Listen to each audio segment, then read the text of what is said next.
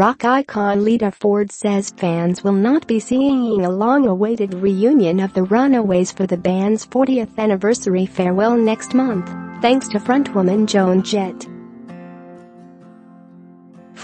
60, pulled no punches when speaking about her former bandmate at the Las Vegas F.A.M.E Awards last month, and blamed Jett for ruining any chance of the group getting back together. Speaking to Daily Mail from the red carpet, she said, "Joan Jett is very much in Joan Jett Land, I guess you could say. Will she ever come out of Joan Jett Land? I don't think so.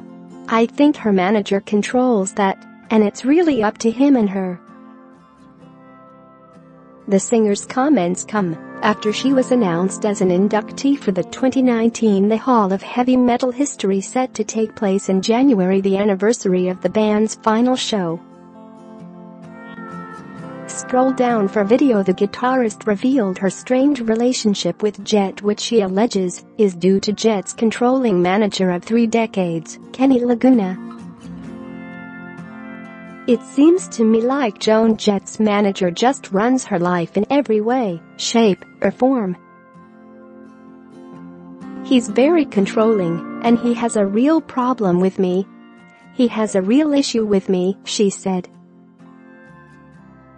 "He sees me as a threat, which is ridiculous, because she's like my sister and I love Joan.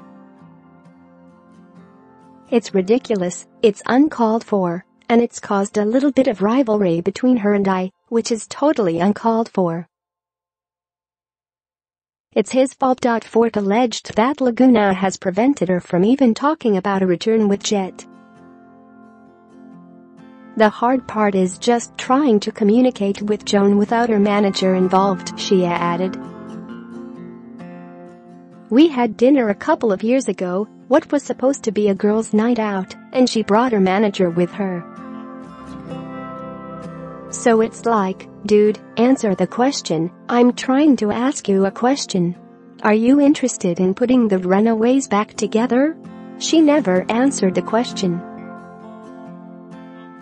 Ford said she remains pissed off at not having been able to speak to Jett alone to discuss a return for a couple of years.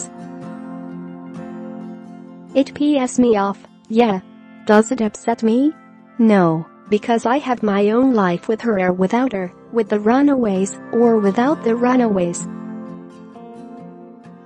I have my own life and I will continue on with my own life because I have a kick-ass life, but it could be great too with the Runaways, you know. Why not?" The solo singer-songwriter says a reunion would be huge, and the fans and the music industry would embrace a return of the groundbreaking female act. Next year marks the 40th anniversary of the split of the band, famous for hits like Cherry Bomb and You Drive Me Wild. The girl band of Jett, Cherie Currie, the late Sandy West and Jackie Fox, refused to be pushed down by the male-dominated music biz in the early 1970s and became one of the first successful female heavy metal groups.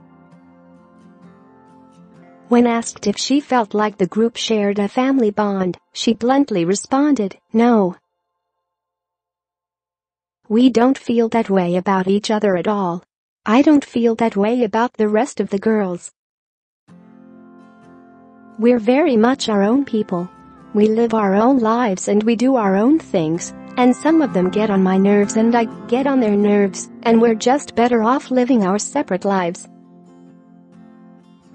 But for a Runaways reunion, I'm sure we could put all of that aside.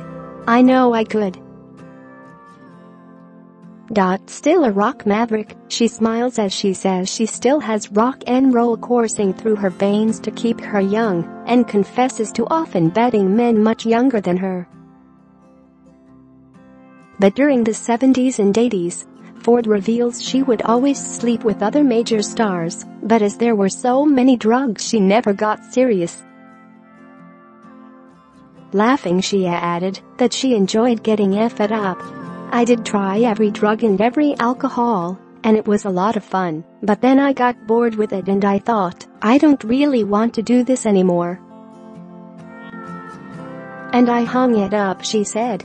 Share this article. Cherie Ford, who has been divorced twice, added it's easy just to get laid instead of having to answer to a spouse. Ford, who had a tumultuous relationship with Black Sabbath guitarist Tommy Iommi, says that long-term life partners was not an option in the music business. "The only people I answer to are my dogs and my band," she said. Ford's frank interview came as she collected a F.A.M.E Award for Female Rock Music Legend. After collecting her award, she said, "This award is something I waited a lifetime for. Starting from the Runaways in 1976, and then going solo in 1980, and having to take all the crap from so many people. Girls don't play guitar. Girls don't do this. Girls don't do that in rock and roll. Well, we do, and we do now, especially in 2018. There are a lot of females out there rocking, and I'm so happy to say that myself and the Runaways were the girls who paved the way for these females in rock and roll, and I'm very honored and very proud."